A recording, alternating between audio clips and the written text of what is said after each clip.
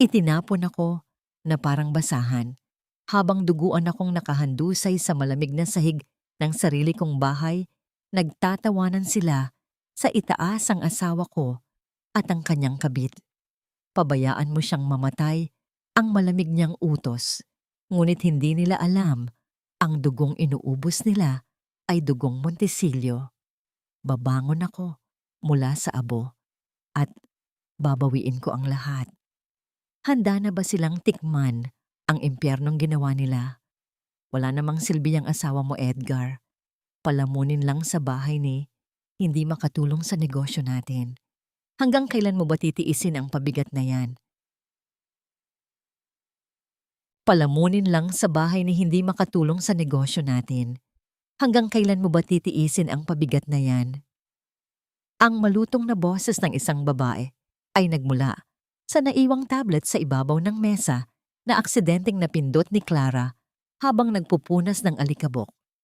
Habang patuloy ang mapanlait na tinig mula sa mensahe, mariing idinidiin ni Clara ang mainit na plansa sa paboritong polo ng kanyang asawa. Ang mga pamilyar na pader ng bahay na pinaghirapan niyang buuin ay biglang naging tila isang malamig at dayuhang kulungan. Ilang sandali pa ay pumasok si Edgar sa loob ng bahay mula sa trabaho. Walang anumang bakas ng pagbati o pag-aalala sa kanyang mukha nang makita niya ang pawisang asawa. Hindi man lang niya tinapunan ng tingin ang babaeng kanina pa naghihintay sa kanya upang ipaghanda siya ng hapunan. Nilapitan ni Clara ang asawa at dahan-dahang inabot ang isang nakatuping papel, ang resibo mula sa ospital para sa nakatakdang pagsusuri ng bata sa kanyang sinapupunan. Ano ba yan, Clara? Pera na naman, kakabigay ko lang sa'yo ng allowance nung isang linggo Naiiritang wika ni Edgar habang marahas na nagluluwag ng kanyang necktie at iniiwas ang tingin sa asawa. Edgar, para ito sa ultrasound ni baby. Kailangan nating bayaran ng ospital para makasiguro tayong ligtas siya. Malumanay, ngunit nanginginig na tugon ni Clara, sinusubukang pigilan ng paggaralgal ng kanyang boses. Walang pag-aalinlangang tinabig ni Edgar ang kamay ni Clara na naging dahilan upang bumagsak ang resibo sa sahig. Wala tayong sobrang pera ngayon. Inilabas ko ang pondo mula sa savings natin para sa isang bagong project. Matutong magtiis. Clara, hindi yung puro kareklamo. Dahil ako lang naman ang nagpapakapagod sa pamilyang ito. Matutong magtiis. Clara, hindi yung puro kareklamo. Dahil ako lang naman ang nagpapakapagod sa pamilyang ito. Tinalikuran siya nito at nagtuloy-tuloy patungo sa itaas upang maligo at magpahinga. Na iwan si Clara na nakayuko habang pinagmamasdan ng papel na nagkalat sa sahig. Dahan-dahan siyang lumuhod, labis na iniinda ang bigat ng kanyang sinapupunan at ang sakit sa kanyang baywang upang pulutin ang mga gusot na resibo. Pilit niyang pinatatag ang kanyang sarili at maingat na tumayo. Alam niyang mayroon pa siyang natitirang huling pag-asa para mabayaran ng ospital. Nagtungo siya sa kanilang silid at binuksan ang pinakatagong bahagi ng aparador kung saan naroon ang kahon ng mga alahas na ipinamana pa ng kanyang yumaong ina. Ito ang tanging alaala ng kanyang tunay na pagkatao at marang niyang nakaraan na tuluyan niyang isinuko para sa lalaking ito. Subalit pagbukas niya ng kahon, isang nakakabinging katotohanan ang sumalubong sa kanya at tuluyang nagpaguhos sa kanyang natitirang lakas. Ang pelus na kahon ay walang laman. Subalit pagbukas niya ng kahon, isang nakakabinging katotohanan ang sumalubong sa kanya at tuluyang nagpaguho sa kanyang natitirang lakas. Ang pelus na kahon ay walang laman.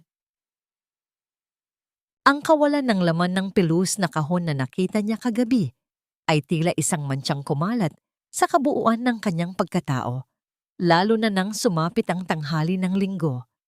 Ang araw na sana ay nakalaan para sa kapahingahan ng pamilya ay naging isang panibagong yugto ng pagpapahirap.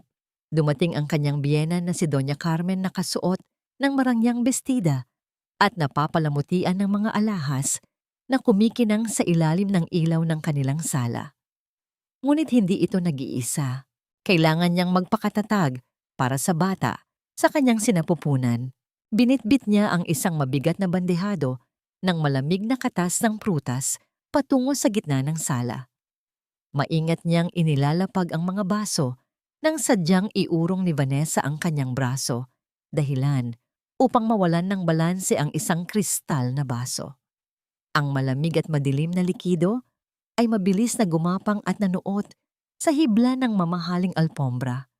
Nanlaki ang mga mata ni Clara habang mabilis na inabot ang pamunas upang pigilan ang pagkalat ng mantsa. Naku, I am so sorry, Clara. Ang dulas kasi ng pagkakahawak mo, hindi ko tuloy na salon ng maayos. Malambing ngunit may halong pangungutyang wika ni Vanessa habang umaaktong nagulat at inilalayo ang laylayan ng kanyang damit upang hindi mabasa. Bago pa man makapagsalita si Clara, naramdaman niya ang matalim na titig ng kanyang asawa. Ano ba naman yan, Clara? Isang simpleng pag-abot lang ng inumin, hindi mo pa magawa ng maayos. Nakakahiya sa mga bisita natin. Napakaburara mo naman. Malamig at puno ng inis na sumbat ni Edgar na hindi man lang nag-abalang tulungan siyang bumangon mula sa kanyang pagkakaluhod. Umirap si Doña Carmen at nagpakawala ng isang mapanlait na buntong hininga habang nakatingin sa manugang na nakayuko sa sahig. Ganyan talaga kapag hindi sanay sa mga eleganteng bagay. Alam mo, Edgar, ang isang lalaking umaangat sa lipunan ay nangangailangan ng isang babaeng kayang sumabay sa kanyang estado. Kailangan mo ng isang babaeng presentable at marunong humarap sa mga tao, hindi isang mukhang katulong na walang alam, kundi magkalat sa sariling bahay. Umirap si Doña Carmen at nagpakawala ng isang mapanlait na buntong hininga habang nakatingin sa manugang na nakayuko sa sahig. Ganyan talaga kapag hindi sanay sa mga eleganteng bagay. Alam mo, Edgar, ang isang lalaking umaangat sa lipunan ay nangangailangan ng isang babaeng kayang sumabay sa kanyang estado. Kailangan mo ng isang babaeng presentable at marunong humarap sa mga tao, hindi isang mukhang katulong na walang alam, kundi magkalat sa sariling bahay.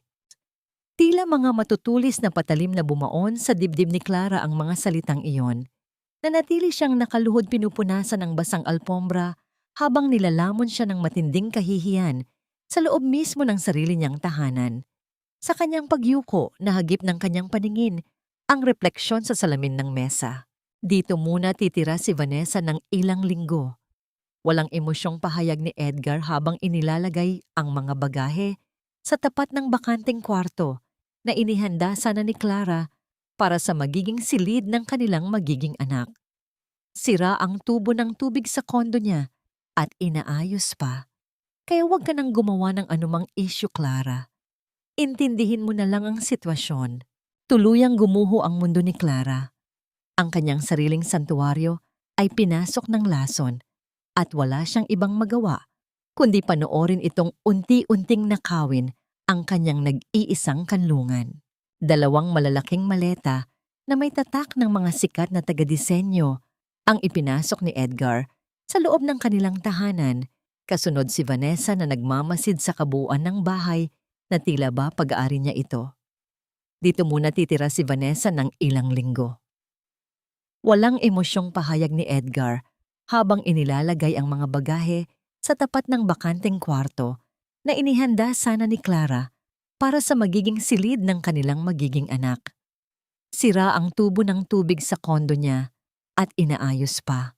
Isang kasulatan ng pagbili ng isang marangyang mansyon. Ang pangalan ng nagmamay-ari ay malinaw na nakapangalan kay Vanessa.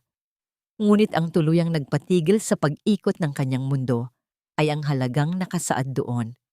Eksaktong-eksakto ito sa ipon na inilaan niya para sa panganganak at sa halaga ng mga alahas ng kanyang yumaong ina na naglaho mula sa kanyang aparador. Ang matinding paninikip ng kanyang dibdib ay nag-alis ng hangin sa kanyang mga baga. Hawak ang mga papel na tila naging mga nagbabagang uling na sumusunog sa kanyang mga palad. Naglakad siya patungo sa kabilang bahagi ng sala kung saan naroon ang dalawa. Naabutan niya si Edgar at Vanessa na magkayakap sa mahabang upuan, tila walang pakialam sa mundo at naghahanda para sa isang nakatakdang pag-alis dahil sa mga bagaheng nakahanda sa gilid. Ang sakit na kanyang nararamdaman ay mabilis na napalitan ng isang malalim at nag-aalab na puot. Edgar, ano ito? Nanginginig man ang boses ay pilit na pinatatag ni Clara ang kanyang sarili. Inilalantad ang mga dokumento sa kanilang harapan. Ito ba ang sinasabi mong bagong proyekto? Ibinigay mo ang pera ng anak natin, ang natitirang alaala ng ina ko, para ibili ng bahay ang babaeng ito. Walang bakas ng gulat o pagsisisi sa mukha ng kanyang asawa. Dahan-dahang tumayo si Edgar, tinitigan siya ng may matinding pandidiri at marahas na hinablot ang mga papel mula sa kanyang panginginig na mga kamay. Huwag kang makialam sa mga desisyon ko, Clara. Pera ko yon. Ako ang nagpakahirap, ako ang nagtayo ng negosyo. Wala kang ambag, kundi ang magmukmok sa bahay na ito at maging pabigat sa buhay ko. Edgar, let's go. Nag-iinarte lang yan. We'll miss our flight. Sayang ang bakasyon natin. Nagmamaktol na wika ni Vanessa habang nagkukunwaring natatakot at nagtatago sa likod ng malapad na balikat ni Edgar. Ang kawalang hiyaan ng dalawa ay nagpabanda sa katinoan ni Clara. Sa isang desperadong hakbang upang ipaglaban ang karapatan ng kanyang hindi pa isinisilang na anak, humakbang siya pasulong upang bawiin ang mga papel. Ngunit bago pa man niya mahawakan ang laylayan ng dokumento, isang malakas at walang awang pagtulak ang ginawa ni Edgar sa kanyang mga balikat. Nawalan ng balanse ang lupaypay na katawan ni Clara. Sa mga sandaling tila bumagal ang oras, batid niyang ang kanyang pagbagsak ay hindi maiiwasan. Sa halip na protektahan ang kanyang sariling ulo o salagin ang sahig, gamit ang kanyang mga braso, kusang gumalaw ang kanyang tanging instinto bilang isang ina. Pilit niyang inikot ang kanyang katawan, mahigpit na niyakap ang kanyang umbok na tiyan gamit ang dalawang braso at hinayaang ang kanyang likod at balikat ang tumanggap sa matalim na gilid ng mabigat na mesang gawa sa kahoy. Isang nakapangingilabot na kirot ang pumunit sa kanyang buong pagkatao. Bumagsak siya sa malamig na marmol na sahig at hindi nagtagal ay naramdaman niya ang isang mainit na likidong mabilis na gumagapang at bumabasa sa kanyang kasuotan, pababa sa sahig. Namimilipit sa sakit at halos hindi na makahinga, iniangat niya ang kanyang paningin upang humingi ng tulong sa lalaking pinangakuan niya ng walang hanggang pag-ibig.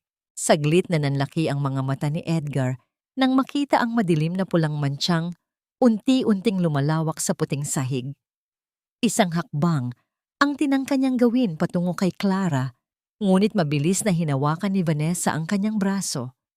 Mahigpit ang naging paghila nito sa kanya papalayo. Hayaan mo siya, Edgar. Gumagawa lang yan ng eksena para pigilan tayo. We need to leave now. Malamig at walang pusong pag-uudyok ni Vanessa. Namimilipit sa sakit at halos hindi na makahinga, iniangat niya ang kanyang paningin upang humingi ng tulong sa lalaking pinangakuan niya ng walang hanggang pag-ibig. Saglit na nanlaki ang mga mata ni Edgar nang makita ang madilim na pulang mantsang unti-unting lumalawak sa puting sahig. Isang hakbang ang tinangka niyang gawin patungo kay Clara, ngunit mabilis na hinawakan ni Vanessa ang kanyang braso. Mahigpit ang naging paghila nito sa kanya papalayo. Hayaan mo siya, Edgar. Gumagawa lang yan ng eksena para pigilan tayo. We need to leave now. Malamig at walang pusong pag-udyok ni Vanessa. Tumigas ang ekspresyon ni Edgar. Iniwas niya ang kanyang paningin mula sa nagmamakaawang mga mata ng kanyang asawa, tumalikod at naglakad palabas ng pinto, kasama ang kanyang kabit-bit-bit ang kanilang mga maleta. Naiwan si Clara na nag-iisa yakap ang kanyang tiyan habang nararamdaman ang pagkaubos ng kanyang lakas. Nanghihina man, humingi siya ng pabor ang nurse na nag-aayos ng kanyang unan upang makahiram ng telepono. Nanginginig ang kanyang mga daliri habang maingat na pinipindot ang numero ni Edgar. Ang kanyang maliit na pag-asa ay mabilis na napalitan ng pait. Nang tuluyang maputol ang koneksyon, isang malinaw na mensahe na sadyang pinatay ng kanyang asawa ang linya nito. Sinubukan niya ang numero ng kanyang biyenan. Pagkalipas ng ilang sandali ng paghihintay, sinagot ito ni Doña Carmen, ngunit walang anumang bakas ng pag-aalala sa tinig nito. "Hello, sino ba to? Nakakaabala ka ng tulog?" Inis at matinis na bungad ng matanda. Si Clara po ito. Nasa ospital po ako, muntik na po akong makunan at kailangan ko po ng tulong. Hirap na wika ni Clara. Pinipilit na hindi maging kaawa-awa ang tunog ng kanyang boses. At talagang may gana ka pang mang-istorbo sa ganitong oras. Kasalanan mo yan dahil lampa ka. Huwag mo kaming idamay sa mga drama mo sa buhay. Umalis na sina Edgar, papuntang abroad para magbakasyon, kaya huwag ka nang tatawag para manghingi ng pera.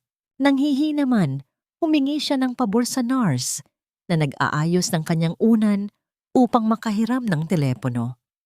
Nanginginig ang kanyang mga daliri habang maingat na pinipindot ang numero ni Edgar.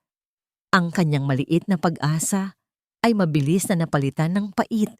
Nang tuluyang maputol ang koneksyon, isang malinaw na mensahe na sadyang pinatay ng kanyang asawa ang linya nito. Sinubukan niya ang numero ng kanyang biyenan. Ang pagbagsak nito sa kailaliman ng basurahan ay naging simbolo ng pinal na pagtuldok sa kanyang madilim na nakaraan. Nagtataglay ng panibagong lamig sa kanyang mga mata, nakiusap muli si Clara sa nurse na kunin ang kanyang sira at lumang pitaka mula sa kanyang mga duguang damit. Mula sa pinakatagong siwang nito, maingat niyang hinugot ang isang luma at naninilaw na piraso ng papel. Nakasulat doon ang isang nag-iisang serye ng mga numero na 5 taon na niyang pilit ibinabaon sa limot, alang-alang sa kanyang paninindigan. Ito ang huling tulay, pabalik sa marangyang mundong tinalikuran niya para sa isang lalaking walang kwenta. Muli siyang humiram ng telepono at buong tapang na idinial ang mga numero. Bawat pagdampi ng kanyang daliri ay tila paghugot ng panibagong lakas na matagal nang natutulog sa kanyang mga ugat.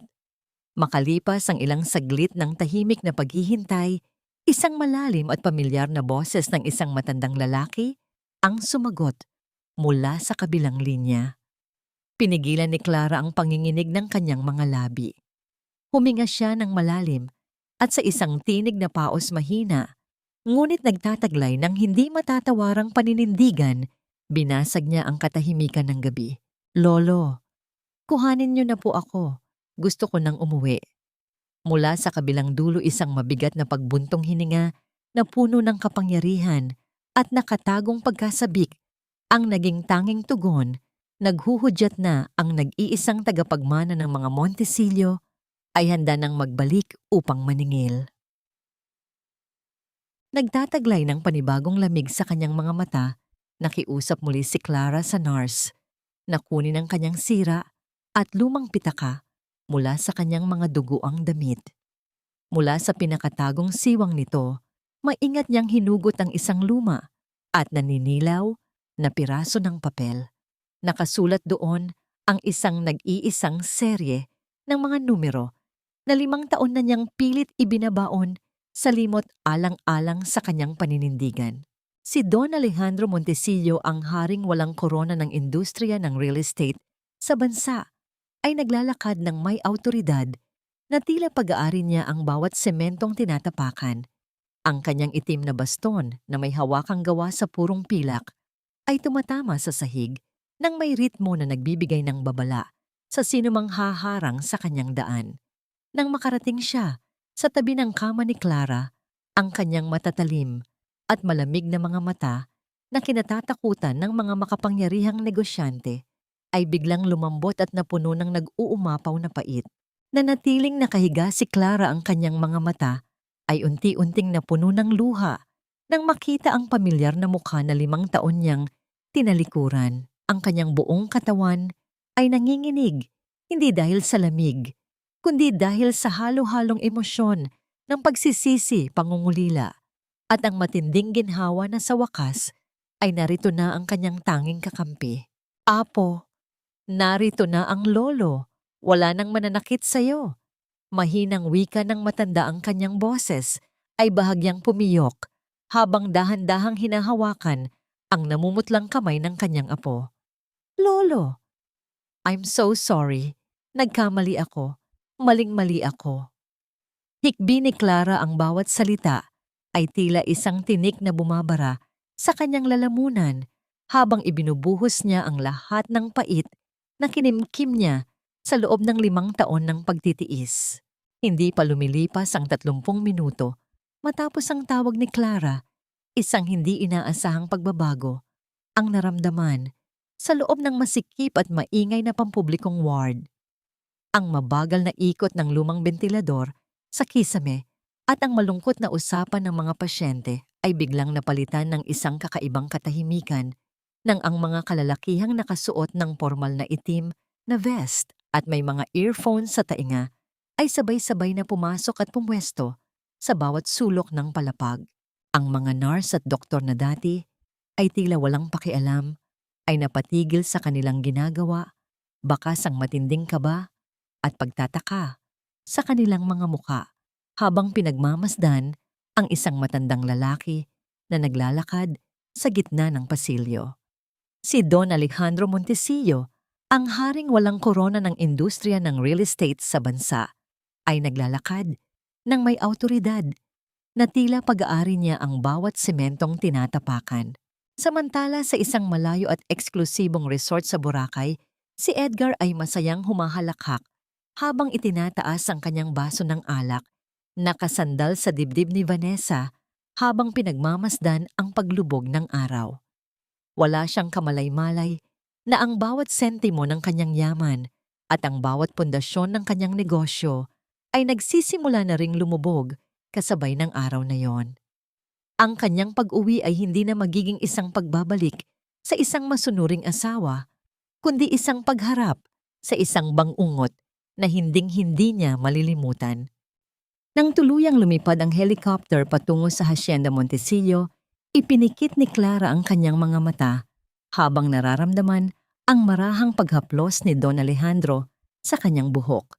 Sa gitna ng katahimikan sa loob ng cabin, isang nakapangingilabot na katahimikan ang namayani.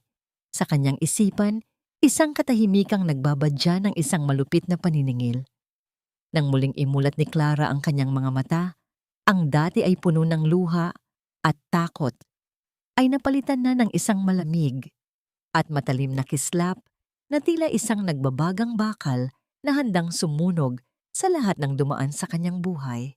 Wala nang mananakit sa iyo.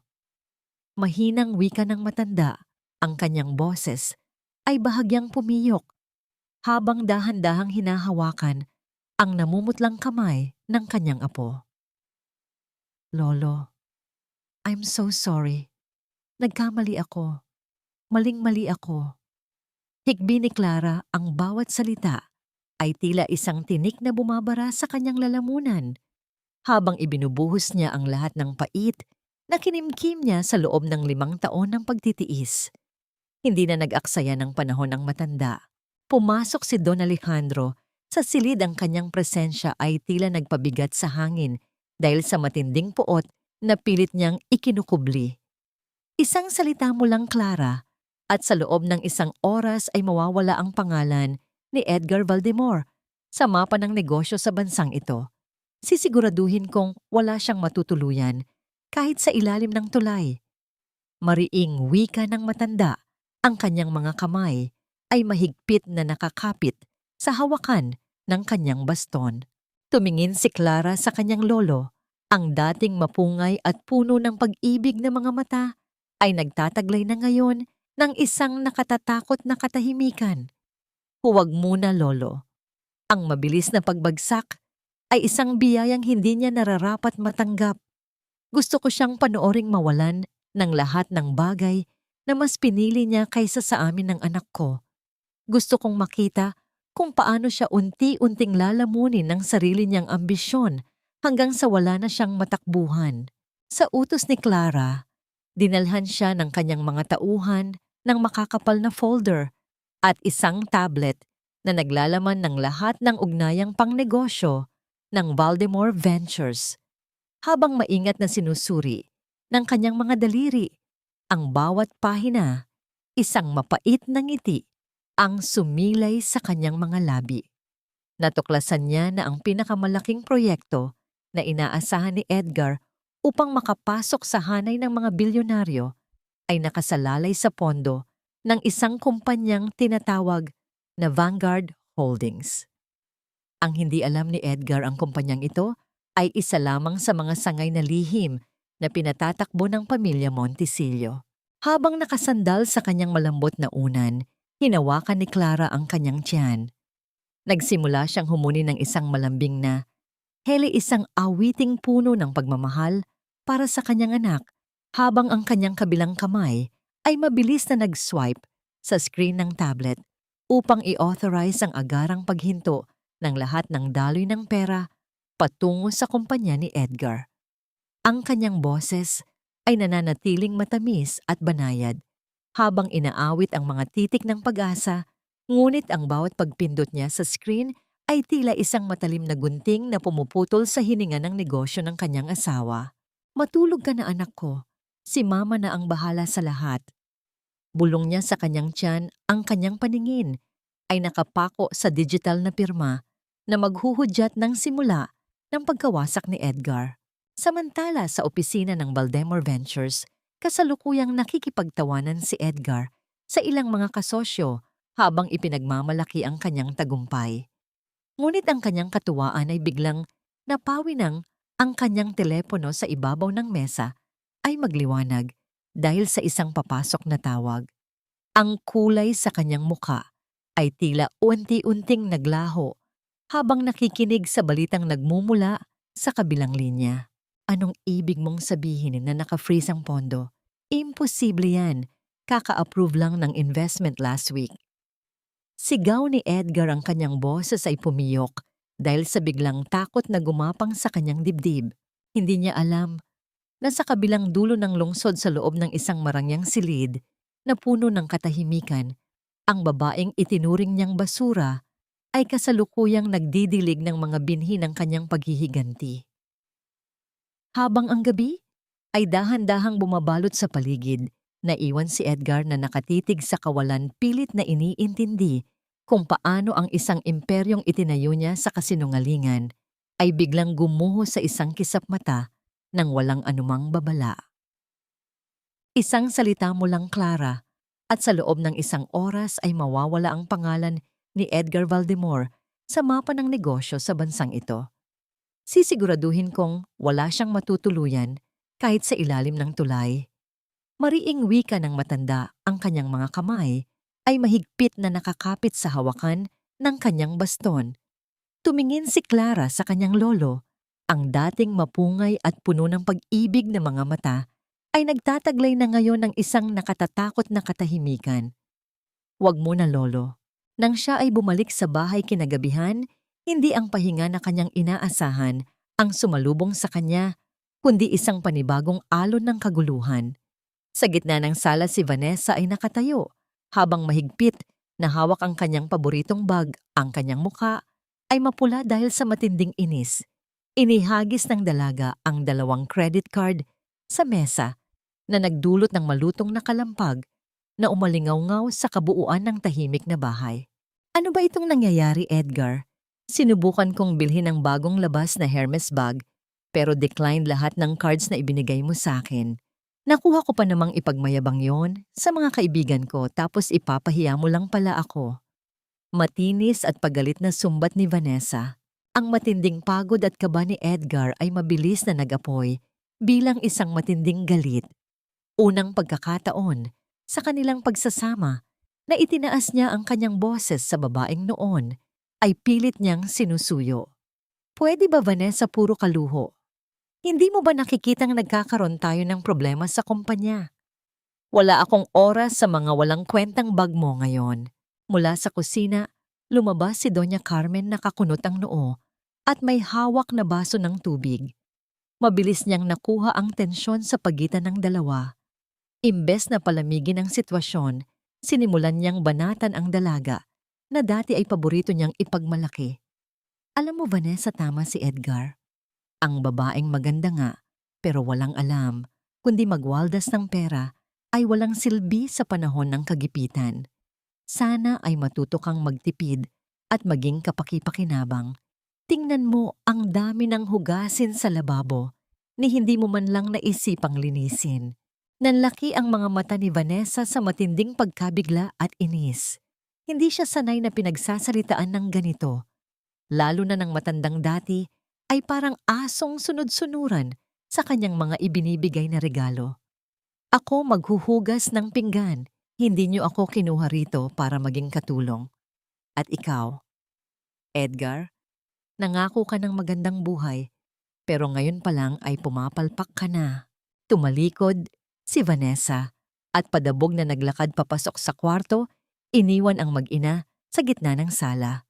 Sa loob ng madilim na silid, kinuha ni Vanessa ang kanyang telepono at nagsimulang magpadala ng mga lihim na mensahe sa isang mayamang negosyanteng matagal nang nagpaparamdam sa kanya isang tahimik na hakbang papalayo sa lumulubog na barko ni Edgar. Samantala, sa isang malayong sulok ng lungsod sa loob ng marangyang silid ng Hacienda Montecillo, nakaupo si Clara habang umiinom ng mainit na tsa. Ang malaking telebisyon sa kanyang harapan ay nakakonekta sa mga nakatagong kamera na matagal nang ipinakabit ng mga tauhan ni Don Alejandro sa loob ng bahay ni na Edgar. Isang malamig na ngiti ang sumilay sa mga labi ni Clara habang pinagmamasdan ang nagkakagulong sitwasyon sa kanyang dating tahanan. Sa kanyang paningin, napansin niya si Doña Carmen na naglalakad pabalik sa kusina. Nakatingin ang matanda sa tumpok ng mga maruruming pinggan at kalderong nagkalat sa lababo. Isang malalim at mabigat na buntong hininga ang pinakawalan nito. Ang kanyang isipan ay tila naglalakbay pabalik sa mga panahong laging may nakahaing mainit at masarap na pagkain, sa hapagkainan isang tahimik at huli ng pagkilala sa halaga ng manugang na dati niyang tinatapak-tapakan. Nang muling ituon ni Clara ang kanyang pansin sa mga papeles sa kanyang kandungan, nakatanggap siya ng ulat mula sa kanyang punong tagapamahala. Lahat ng koneksyon ni Edgar ay tuluyan ng naputol. Walang kahit isang institusyon ang handang tumulong. Ang laso ng kasinungalingan at pagtataksil na inihasik ni na Edgar at Vanessa ay nagsisimula na silang ubusin mula sa loob. Kinabukasan isang desperadong tawag ang ginawa ni Edgar sa isang matagal nang kilalang ahente. Parang awa mo na kailangan ko ng tulong. Wala na ba talagang ibang paraan para maisalba ang kumpanya? Nagmamakaawang tanong ni Edgar. Ang boses sa kabilang linya ay may halong awa ngunit pinal. May isang paraan pa, Edgar. May isang lihim na grupo ang Top 1M. Sila lang ang may sapat na kapangyarihan para sagipin ka ngayon, pero binalaan na kita, hindi sila madaling kausap. Ang pangalang Top 1M ay nag-iwan ng malalim na katanungan sa isipan ni Edgar. Habang pilit niyang kinakapa ang tanging pag-asang ito, sa gitna ng kadiliman, hindi niya alam na ang mga kamay na naghihintay upang sakalin siya ay pag-aari ng babaeng labis niyang sinaktan. Mula sa kusina lumabas si Doña Carmen, nakakunot ang noo at may hawak na baso ng tubig. Mabilis niyang nakuha ang tensyon sa pagitan ng dalawa. Imbes na palamigin ang sitwasyon, sinimulan niyang banatan ang dalaga na dati ay paborito niyang ipagmalaki. Alam mo, Vanessa, tama si Edgar. Ang babaeng maganda nga, pero walang alam, kundi magwaldas ng pera ay walang silbi sa panahon ng kagipitan. Sana ay matuto kang magtipid at maging kapaki-pakinabang. Tingnan mo ang dami ng hugasin sa lababo ni hindi mo man lang naisipang linisin. Nanlaki ang mga mata ni Vanessa sa matinding pagkabigla at inis. Hindi siya sanay na pinagsasalitaan ng ganito, lalo na ng matandang dati ay parang asong sunod-sunuran sa kanyang mga ibinibigay na regalo. Ako maghuhugas ng pinggan, hindi niyo ako kinuha rito para maging katulong. At ikaw, Edgar, nangako ka ng magandang buhay, pero ngayon pa lang ay pumapalpak ka na. Tumalikod si Vanessa at padabog na naglakad papasok sa kwarto, iniwan ang mag-ina sa gitna ng sala. Sa loob ng madilim na silid, kinuha ni Vanessa ang kanyang telepono at nagsimulang magpadala ng mga lihim na mensahe sa isang mayamang negosyanteng matagal nang nagpaparamdam sa kanya, isang tahimik na hakbang papalayo sa lumulubog na barko ni Edgar. Ngunit ang kanyang maingat na pagtakas ay naudlot nang marating niya ang paanan ng hagdan. Nakatayo roon si Edgar, namumula ang mga mata at nanginginig ang mga panga habang nakatingin sa mga bagahe ng dalaga. Ang panandaliang pagkagulat sa mukha ni Vanessa ay mabilis na napalitan ng inis at panlalamig. Saan ka pupunta sa ganitong oras? Vanessa, tatakasan mo ako pagkatapos ng lahat ng ibinigay ko sa'yo. Garalgal at puno ng hinanakit na tanong ni Edgar. Itinaas ni Vanessa ang kanyang baba, inilalantad ang kanyang tunay at malupit na pagkatao. Gising na Edgar, wala na tayong pera, wala na ang kumpanya mo. Ano pang inaasahan mo sa akin ang magtiis sa hirap kasama ng nanay mong walang ginawa kundi magreklamo? I deserve better than a bankrupt failure like you. Nang muling ituon ni Clara ang kanyang pansin sa mga papeles sa kanyang kandungan, nakatanggap siya ng ulat mula sa kanyang punong tagapamahala. Lahat ng koneksyon ni Edgar ay tuluyan ng naputol. Walang kahit isang institusyon ang handang tumulong. Ang laso ng kasinungalingan at pagtataksil na inihasik ni na Edgar at Vanessa ay nagsisimula na silang ubusin mula sa loob. Kinabukasan, isang desperadong tawag ang ginawa ni Edgar sa isang matagal nang kilalang ahente. Parang awa mo na kailangan ko ng tulong. Wala na ba talagang ibang paraan para maisalba ang kumpanya? Nagmamakaawang tanong ni Edgar. Ang boses sa kabilang linya ay may halong awa ngunit pinal. May isang paraan pa, Edgar. May isang lihim na grupo ang Top 1M. Sila lang ang may sapat na kapangyarihan para sagipin ka ngayon, pero binalaan na kita, hindi sila madaling kausap. Ang pangalang Top 1M ay nag-iwan ng malalim na katanungan sa isipan ni Edgar. Nang muling tanggihan at paalisin siya ng mga awtoridad ng gusali, tuluyan nang nawalan ng lakas ang mga binti ni Edgar. Ang kanyang mga tuhod ay bumigay at mabilis na sumalpok sa malamig at basang semento ng kalsada. Nakayuko siya habang ang ulan ay patuloy na humahampas sa kanyang likuran, isang talunang kaluluwa na nagmamakaawa sa paanan ng kahariang pag-aari ng babaeng labis niyang winasak. Ang matikas at makintab na sapatos ng punong kalihim ng M Corporation ay marahang humahakbang sa malawak na selyadong semento sa harap ng gusali, papalapit sa nanginginig at basang-basang bulto ni Edgar. Tiningnan ng kalihim ang lalaking nakaluhod sa kanyang paanan nang may malamig na pagtasa, tila isang mantsa lamang ito sa malinis nilang paligid. Ang ulan ay unti-unti nang tumitila, ngunit ang lamig na dulot nito ay nananatiling nakabaon sa mga buto ni Edgar habang pilit niyang iniangat ang kanyang paningin upang makita ang mukha ng taong magdadala ng kanyang huling hatol. Makinig kang mabuti, Ginoong Valdemar. Panimula ng kalihim ang kanyang boses ay pormal, walang emosyon at tila nanggagaling sa isang lugar na hindi kayang abutin ng kahit anong pakiusap. Nagbigay ng pahintulot ang aming CEO na makipagkita sa iyo. Subalit meron siyang isang mahalagang kondisyon na dapat mong tuparin bago ka makatapak sa loob ng opisina niya. Tila nabuhayan ng isang maliit na kislap ng pag-asa ang mga mata ni Edgar. Ano po iyon? Gagawin ko ang lahat, basta't mabigyan lamang ako ng pagkakataon na maisalba ang kumpanya ko. Dapat mong dalhin ang orihinal na kasulatan ng paglilipat ng pag-aari ng mansyon na kasalukuyang nakapangalan kay Vanessa.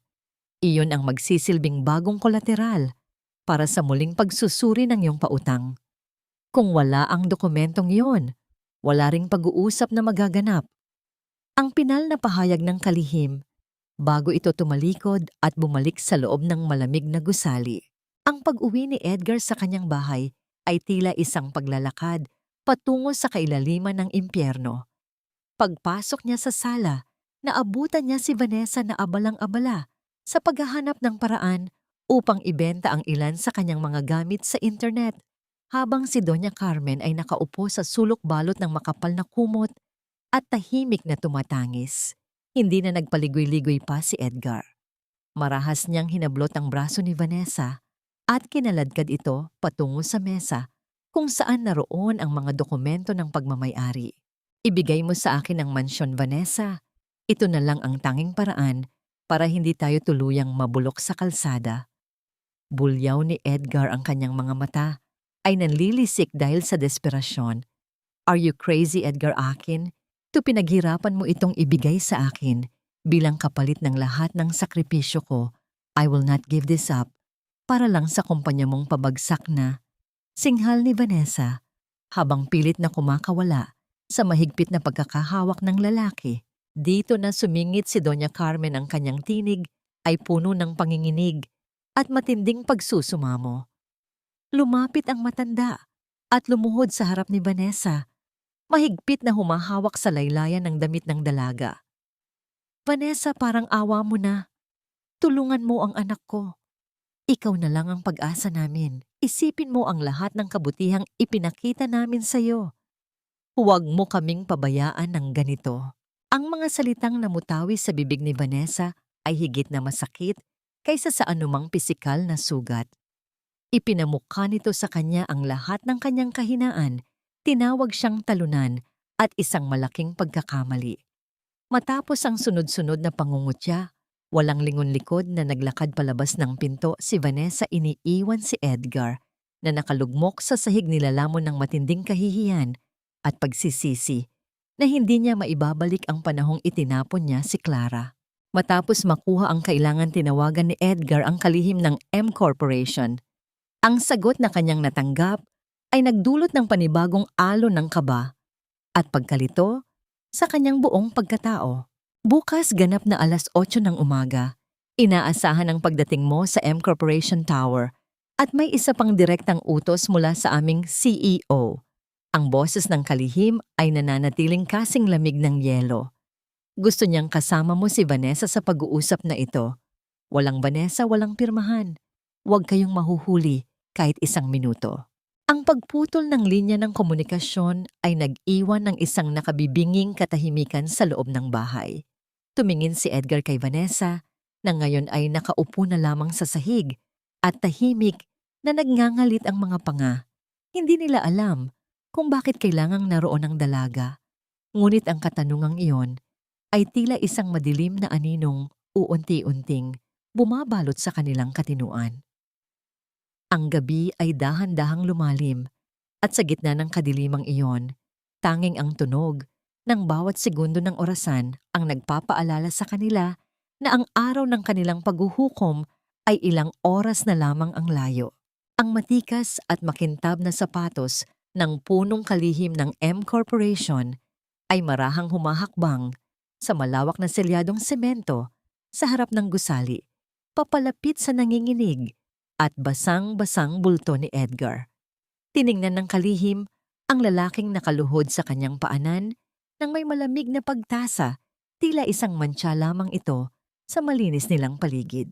Ang ulan ay unti-unti nang tumitila, ngunit ang lamig na dulot nito ay nananatiling nakabaon sa mga buto ni Edgar habang pilit niyang iniangat ang kanyang paningin upang makita ang mukha ng taong magdadala ng kanyang huling hatol. Makinig kang mabuti, Ginoong Valdemar. Panimula ng kalihim ang kanyang boses ay pormal, walang emosyon at tila nanggagaling sa isang lugar na hindi kayang abutin ng kahit anong pakiusap. Nagbigay ng pahintulot ang aming CEO na makipagkita sa iyo. Subalit meron siyang isang mahalagang kondisyon na dapat mong tuparin bago ka makatapak sa loob ng opisina niya. Tila nabuhayan ng isang maliit na kislap ng pag-asa ang mga mata ni Edgar. Ano po iyon? Gagawin ko ang lahat basta't mabigyan lamang ako ng pagkakataon na maisalba ang kumpanya ko. Dapat mong dalhin ang orihinal na kasulatan ng paglilipat ng pag-aari ng mansyon na kasalukuyang nakapangalan kay Vanessa. Pumasok si Don Alejandro, sa silid ang kanyang mga mata, ay nagniningning sa labis na pagmamalaki habang pinagmamasdan ang kanyang kaisa-isang apo. Lumapit siya at marahang ipinatong ang kanyang kamay sa balikat ni Clara, isang tahimik na pagpapakita ng suporta na mas malakas pa kaysa sa anumang salita. "Handa ka na ba, apo?" Mahinang tanong ng matanda. Ang kanyang boses ay puno ng pag-asa. Huminga ng malalim si Clara, dahan-dahang itinaas ang kanyang kamay at marahang hinaplos ang kanyang umbok na tiyan. Sa bawat galaw ng sanggol sa loob, tila nakakakuha siya ng panibagong lakas na hinding-hindi na muling mababasag ng sinuman. "Handa na ako, Lolo. Panahon na para matapos ang lahat ng ito. Gusto kong makita ng anak ko kung paano ipinaglalaban ng kanyang ina ang hustisya na nararapat para sa amin." Tumayo si Clara nang may buong paninindigan. Ang kanyang bawat galaw ay puno ng grasya at kapangyarihan. Habang naglalakad siya patungo sa pintuan ng kanyang opisina, ang tunog ng kanyang marahang paghakbang ay tila isang martsa ng tagumpay.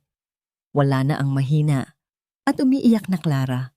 Ang nakatayo ngayon ay ang tunay na reyna ng mga Montesillo, handang harapin ang mga demonyong sumira sa kanyang nakaraan. Dito na sumingit si Doña Carmen, ang kanyang tinig ay puno ng panginginig at matinding pagsusumamo. Lumapit ang matanda at lumuhod sa harap ni Vanessa, mahigpit na humahawak sa laylayan ng damit ng dalaga. "Vanessa, parang awa mo na. Tulungan mo ang anak ko. Ikaw na lang ang pag-asa namin. Isipin mo ang lahat ng kabutihang ipinakita namin sa iyo. Huwag mo kaming pabayaan ng ganito." Ang pagsasama ng pananakot ni Edgar at ang nakakaawang pagsusumamo ng matanda ay tila isang malakas na bagyong pilit na nagpapaguho sa paninindigan ni Vanessa. Batid ng dalaga na kung hindi niya susundin ang utos ni Edgar, wala rin siyang mapupuntahan dahil lahat ng kanyang mga kaibigan at maging ang lalaking kanyang tinangka na takbuhan ay tinalikuran na siya.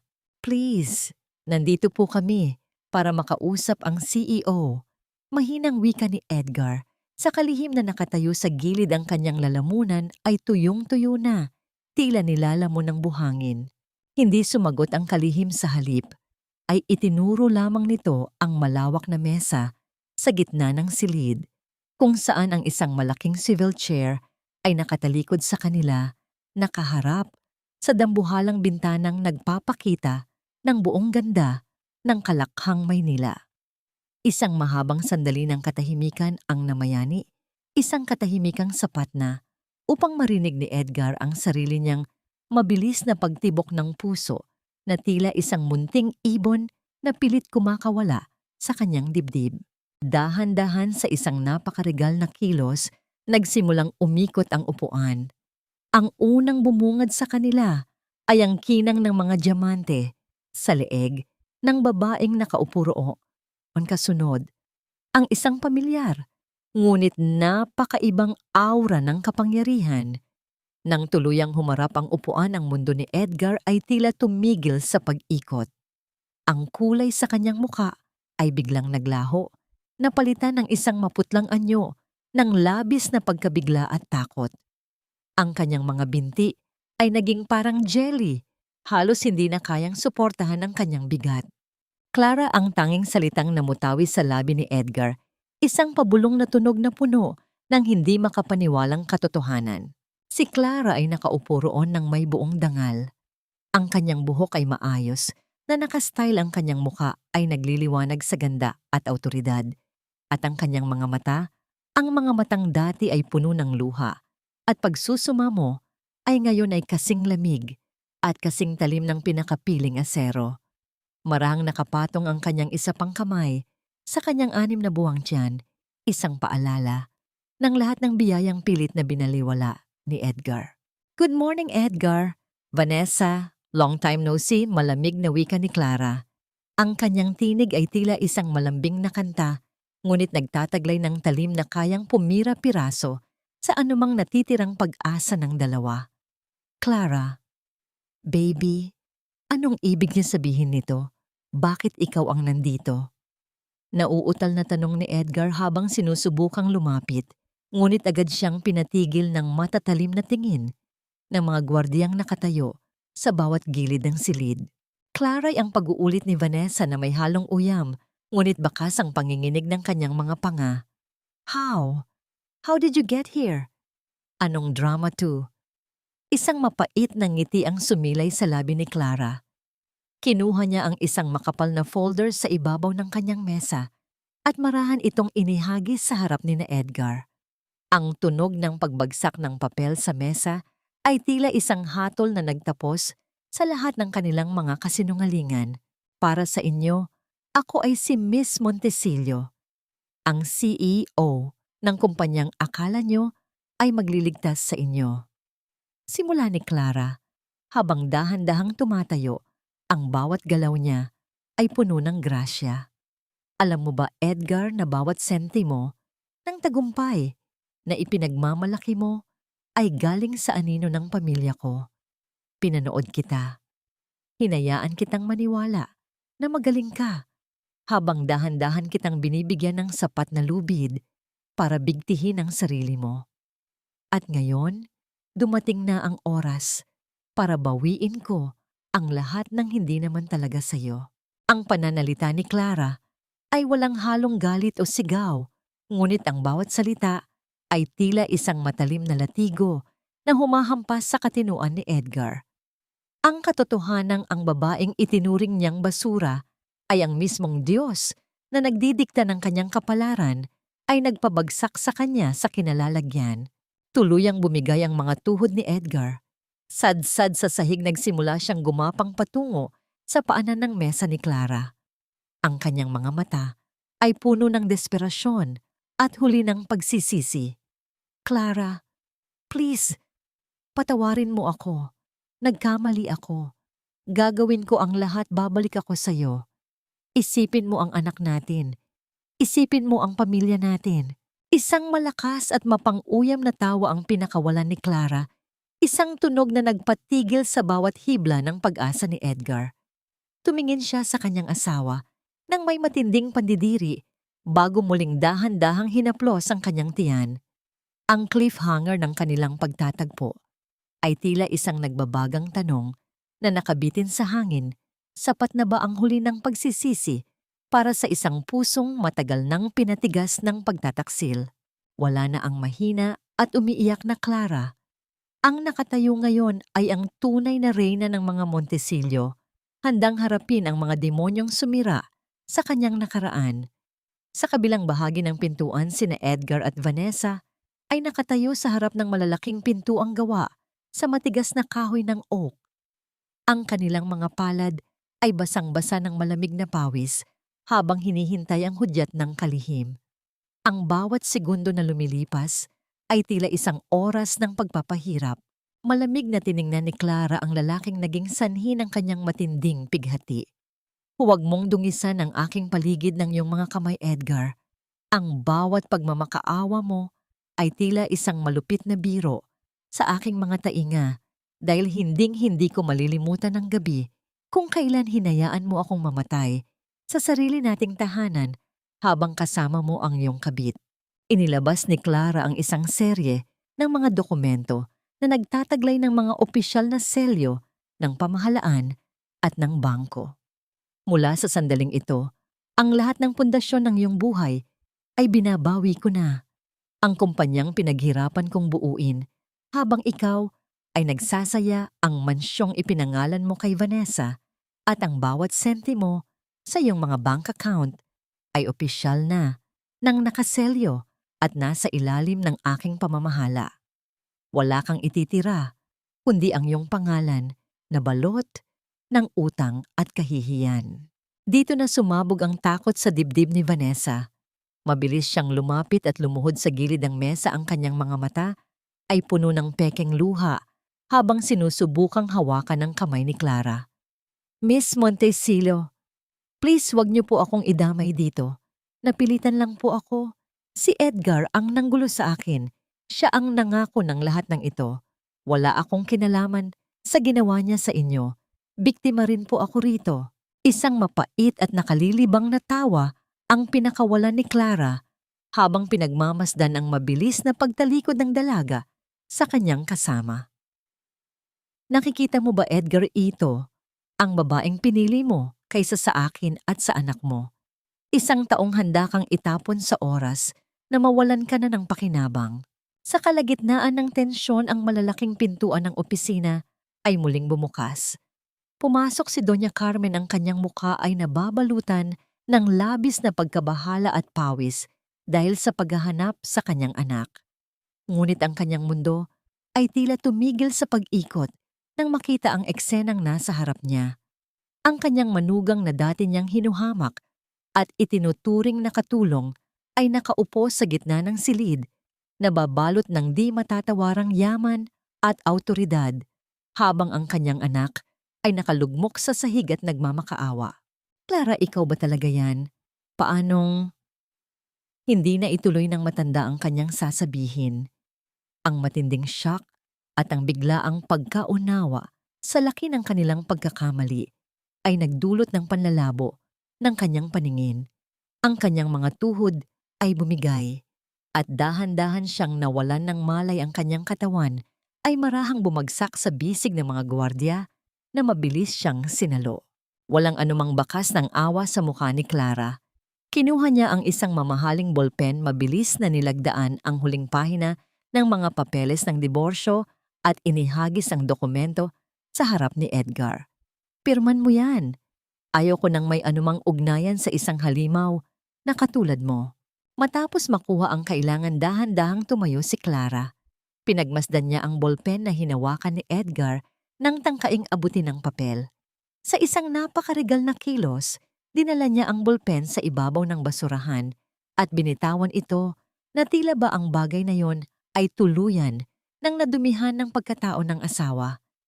Ang bawat pagtulo ng tinta sa kailaliman ng basurahan ay tila pagsara ng isang madilim na kabanata ng kanyang buhay. Ilabas niyo na ang mga basurang yan. Ang malamig na utos ni Clara sa kanyang mga tauhan. Ang huling imaheng nakita ni na Edgar at Vanessa ay ang mga dambuhalang pintuan na nagsasara sa kanilang harapan. Kinaladkad sila ng mga gwardiya palabas ng gusali kung saan ang langit ay muling nagbuhos ng malakas na ulan.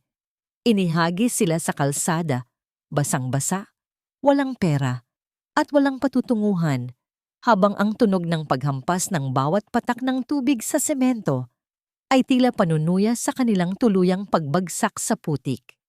Naiwan si Clara sa itaas. Nakatingin sa malayo, ang kanyang puso ay nagsisimula nang huminga ng malaya sa unang pagkakataon.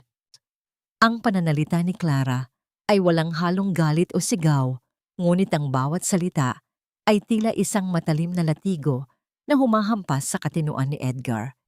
Ang katotohanang ang babaeng itinuring niyang basura ay ang mismong Diyos na nagdidikta ng kanyang kapalaran ay nagpabagsak sa kanya sa kinalalagyan. Tuluyang bumigay ang mga tuhod ni Edgar.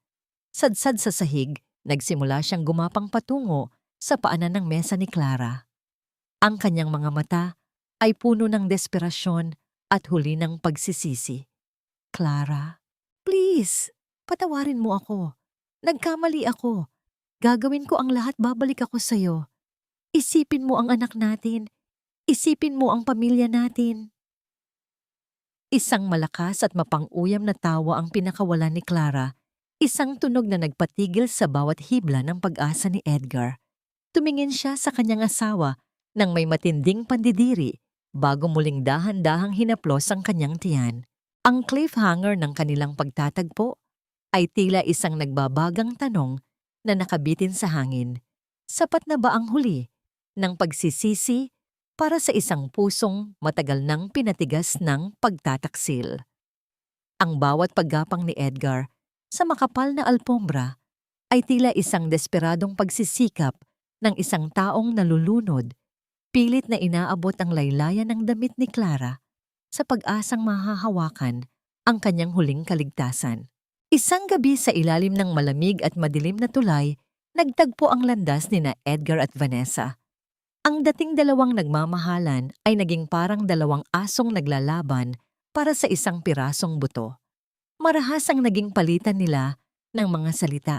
Isinisigaw ang mga sisi at sumbat sa isa't isa dahil sa biyayang nawala. You ruined my life, Edgar. Kung hindi dahil sa'yo, hindi ako magiging ganito kahirap. Sigaw ni Vanessa habang pilit na itinutulak ang lalaki. Ako pa, ikaw ang gahaman, Vanessa. Ikaw ang nag-udyok sa akin na itapon si Clara. Look at us now. Pareho tayong nabubulok sa basura dahil sa'yo. Ganti ni Edgar ang kanyang boses ay paos at puno ng pagsisisi. Nang mapagod sa sigawan, napasandal si Edgar sa isang pader na puno ng mga lumang anunsyo at basurang papel.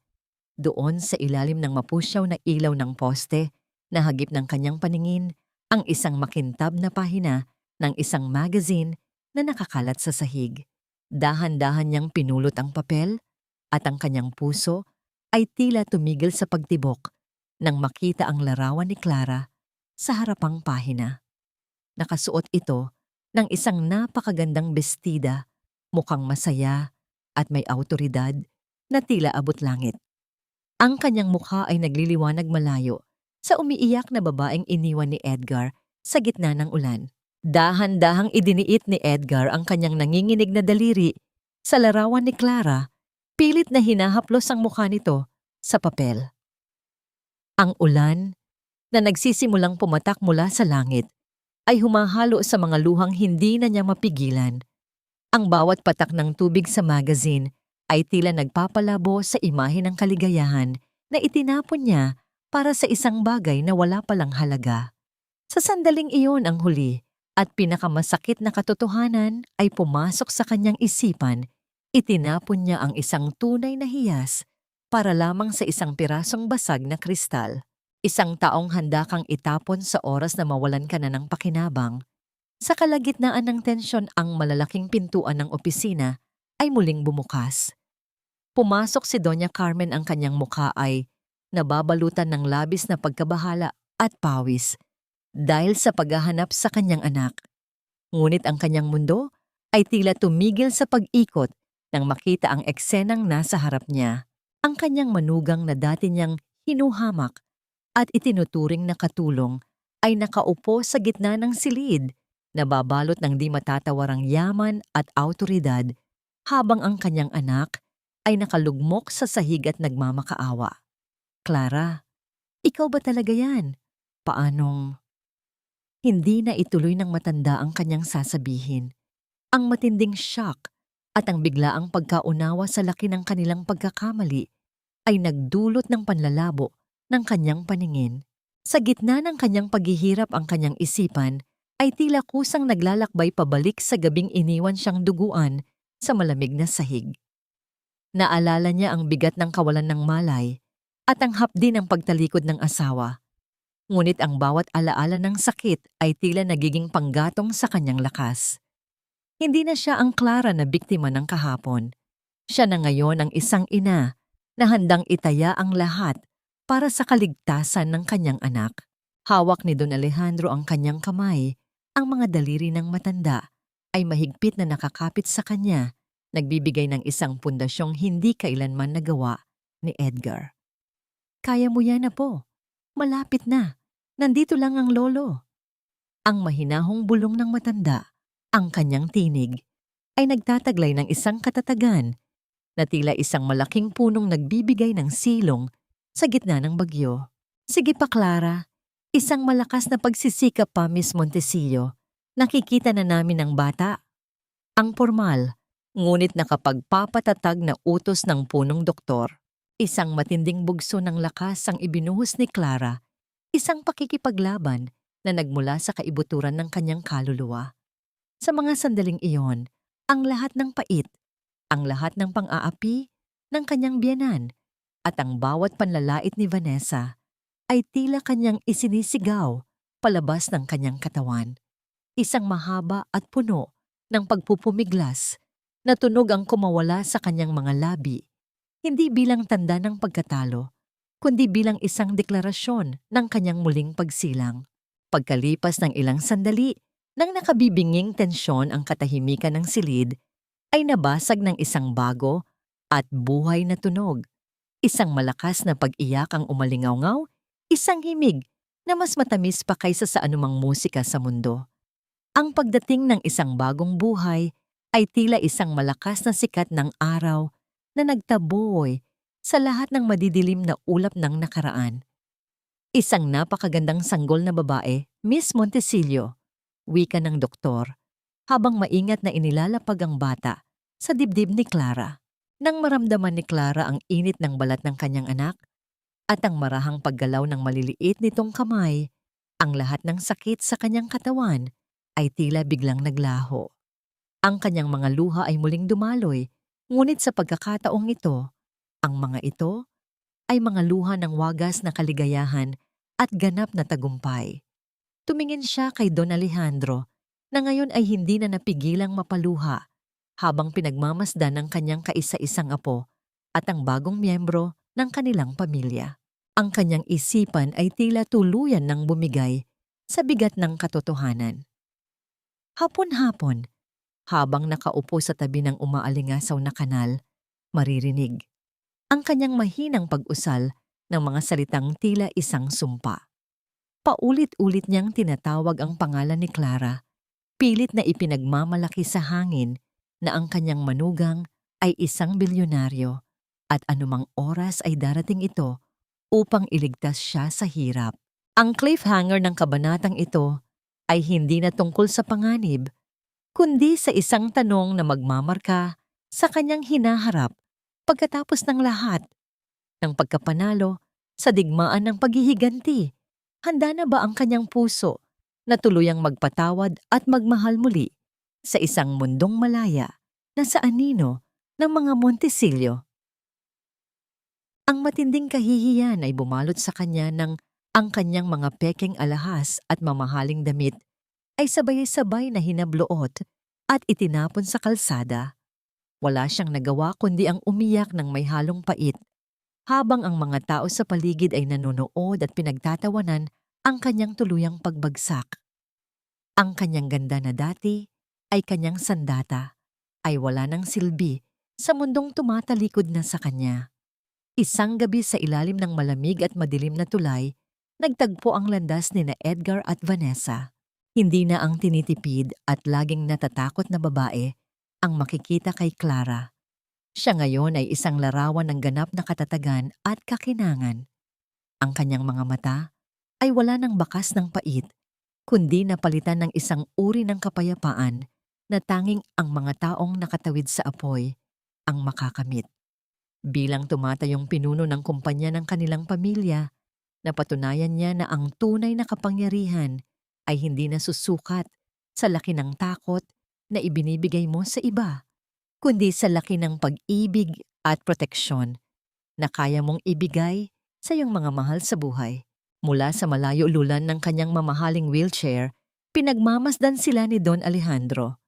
Isang banayad na ngiti ang nakapaskil sa labi ng matanda habang dinaramdam ang init ng sikat ng araw sa kanyang balat.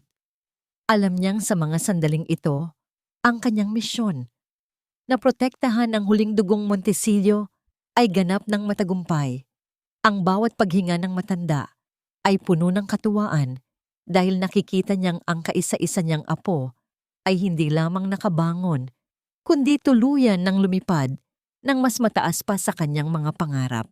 Minsan sa gitna ng kanilang pag-uusap sa balkonahe habang lumulubog ang araw, tinanong ni Don Alejandro ang kanyang apo tungkol sa nakaraan.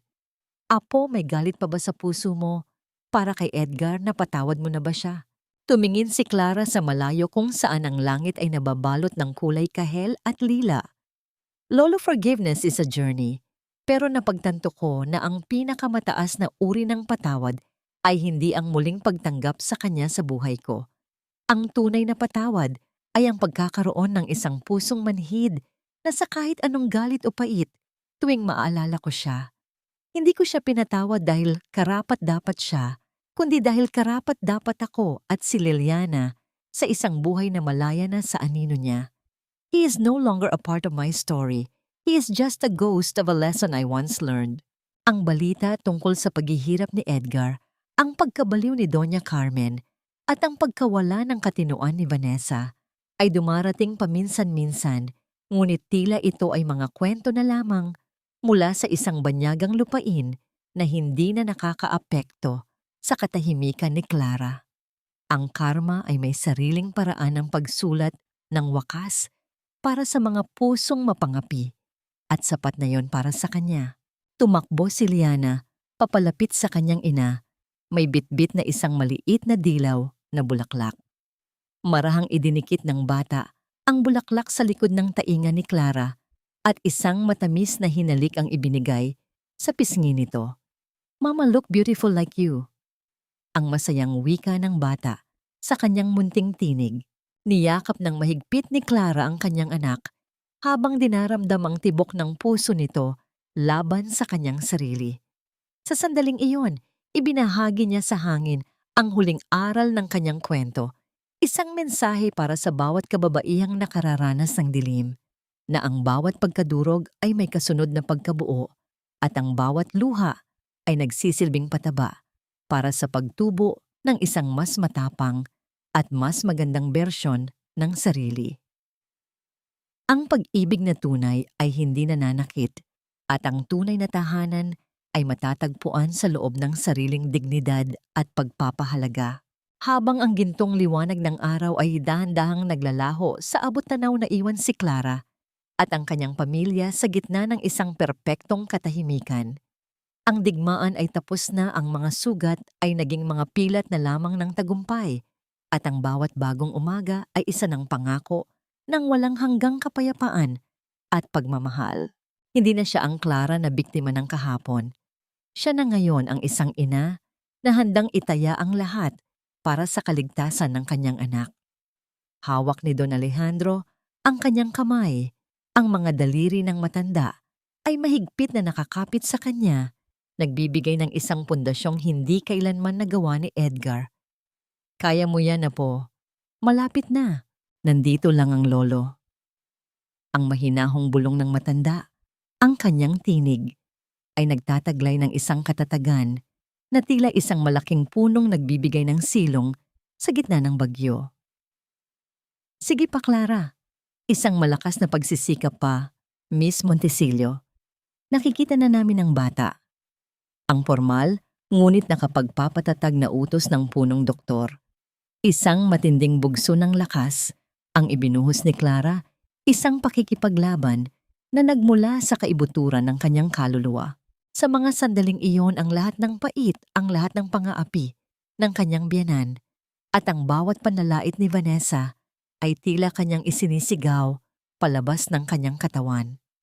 Isang mahaba at puno ng pagpupumiglas na tunog ang kumawala sa kanyang mga labi, hindi bilang tanda ng pagkatalo, kundi bilang isang deklarasyon ng kanyang muling pagsilang. Pagkalipas ng ilang sandali, nang nakabibinging tensyon ang katahimikan ng silid, ay nabasag ng isang bago at buhay na tunog. Isang malakas na pag-iyak ang umalingaw-ngaw, isang himig na mas matamis pa kaysa sa anumang musika sa mundo. Ang pagdating ng isang bagong buhay ay tila isang malakas na sikat ng araw na nagtaboy sa lahat ng madidilim na ulap ng nakaraan. Isang napakagandang sanggol na babae, Miss Montesilio. Wika ng doktor habang maingat na inilalapag ang bata sa dibdib ni Clara. Nang maramdaman ni Clara ang init ng balat ng kanyang anak at ang marahang paggalaw ng maliliit nitong kamay, ang lahat ng sakit sa kanyang katawan ay tila biglang naglaho. Ang kanyang mga luha ay muling dumaloy, ngunit sa pagkakataong ito, ang mga ito ay mga luha ng wagas na kaligayahan at ganap na tagumpay. Tumingin siya kay Don Alejandro na ngayon ay hindi na napigilang mapaluha habang pinagmamasdan ang kanyang kaisa-isang apo at ang bagong miyembro ng kanilang pamilya. Dahan-dahang lumabas ang sikat ng umaga mula sa bintana, nagbibigay ng isang gintong kislap sa loob ng silid. Ang bagong umaga ay hindi lamang para sa kalikasan, kundi para sa isang babaeng nagtagumpay laban sa lahat ng pagsubok. Ipinikit ni Clara ang kanyang mga mata habang dinarama ang bawat pintig ng puso ng kanyang anak. Sa loob ng mahabang panahon sa wakas, ay nakamit niya ang isang uri ng katahimikan na hindi kayang nakawin ng sinuman. Ang kanyang mga labi ay gumalaw sa isang pabulong na pangako para sa bata, habang ang kapayapaan ay tuluyang bumabalot sa kanyang pagkatao, naghuhudyat na ang lahat ng bagyo ay ganap na ngang lumipas. Ang cliffhanger ng kabanatang ito ay hindi na tungkol sa panganib, kundi sa isang tanong na magmamarka sa kanyang hinaharap pagkatapos ng lahat ng pagkapanalo sa digmaan ng paghihiganti. Handa na ba ang kanyang puso na tuluyang magpatawad at magmahal muli sa isang mundong malaya na sa anino ng mga Montesillo? Lumipas ang 3 taon na tila isang banayad na agos ng ilog sa Hacienda Montesillo. Ang mga bakas ng madilim na kahapon ay uent-unti nang nabaon sa ilalim ng mga luntiang damo at makukulay na bulaklak ng mirasol na ngayon ay malayang sumasayaw sa ihip ng preskong hangin. Sa gitna ng malawak na hardin nakaupo si Clara sa ilalim ng isang malaking puno ng nara habang pinagmamasdan ang isang maliit na batang babaeng may kulot na buhok na masayang humahabol sa mga paru-paro. Si Liana, ang kanyang anak, ay ang buhay na sagisag ng kanyang muling pagsibol, isang batang ang tawa ay tila isang banal na musika na nagpapagaling sa bawat sugat ng kanyang gunita. Hindi na ang tinitipid at laging natatakot na babae ang makikita kay Clara. Siya ngayon ay isang larawan ng ganap na katatagan at kakinangan. Ang kanyang mga mata ay wala ng bakas ng pait, kundi napalitan ng isang uri ng kapayapaan na tanging ang mga taong nakatawid sa apoy ang makakamit. Bilang tumatayong pinuno ng kumpanya ng kanilang pamilya, napatunayan niya na ang tunay na kapangyarihan ay hindi nasusukat sa laki ng takot na ibinibigay mo sa iba, kundi sa laki ng pag-ibig at proteksyon na kaya mong ibigay sa iyong mga mahal sa buhay. Mula sa malayo lulan ng kanyang mamahaling wheelchair, pinagmamasdan sila ni Don Alejandro. Isang banayad na ngiti ang nakapaskil sa labi ng matanda habang dinaramdam ang init ng sikat ng araw sa kanyang balat. Alam niyang sa mga sandaling ito, ang kanyang misyon na protektahan ang huling dugong Montesillo ay ganap ng matagumpay. Ang bawat paghinga ng matanda ay puno ng katuwaan dahil nakikita niyang ang kaisa-isa niyang apo ay hindi lamang nakabangon, kundi tuluyan nang lumipad ng mas mataas pa sa kanyang mga pangarap. Minsan sa gitna ng kanilang pag-uusap sa balkonahe, habang lumulubog ang araw, tinanong ni Don Alejandro ang kanyang apo tungkol sa nakaraan. Apo, may galit pa ba sa puso mo para kay Edgar, na patawad mo na ba siya? Tumingin si Clara sa malayo kung saan ang langit ay nababalot ng kulay kahel at lila. Lolo, forgiveness is a journey, pero napagtanto ko na ang pinakamataas na uri ng patawad ay hindi ang muling pagtanggap sa kanya sa buhay ko. Ang tunay na patawad ay ang pagkakaroon ng isang pusong manhid na sa kahit anong galit o pait tuwing maaalala ko siya. Hindi ko siya pinatawad dahil karapat-dapat siya, kundi dahil karapat-dapat ako at si Liliana sa isang buhay na malaya na sa anino niya. He is no longer a part of my story. He is just a ghost of a lesson I once learned. Ang balita tungkol sa paghihirap ni Edgar, ang pagkabaliw ni Doña Carmen, at ang pagkawala ng katinoan ni Vanessa ay dumarating paminsan-minsan, ngunit tila ito ay mga kwento na lamang mula sa isang banyagang lupain na hindi na nakakaapekto sa katahimikan ni Clara. Ang karma ay may sariling paraan ng pagsulat ng wakas para sa mga pusong mapangapi at sapat na yon para sa kanya. Tumakbo si Liana, papalapit sa kanyang ina, may bitbit na isang maliit na dilaw na bulaklak. Marahang idinikit ng bata ang bulaklak sa likod ng tainga ni Clara at isang matamis na hinalik ang ibinigay sa pisngi nito. "Mama, look beautiful like you." Ang masayang wika ng bata sa kanyang munting tinig. Niyakap ng mahigpit ni Clara ang kanyang anak habang dinaramdam ang tibok ng puso nito laban sa kanyang sarili.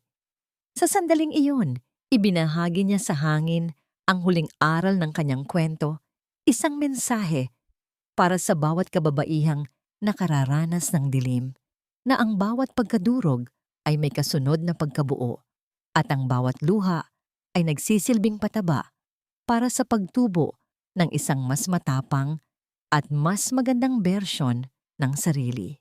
Ang pag-ibig na tunay ay hindi nananakit at ang tunay na tahanan ay matatagpuan sa loob ng sariling dignidad at pagpapahalaga. Habang ang gintong liwanag ng araw ay dahan-dahang naglalaho sa abot-tanaw na iwan si Clara at ang kanyang pamilya sa gitna ng isang perpektong katahimikan. Ang digmaan ay tapos na, ang mga sugat ay naging mga pilat na lamang ng tagumpay, at ang bawat bagong umaga ay isa ng pangako ng walang hanggang kapayapaan at pagmamahal.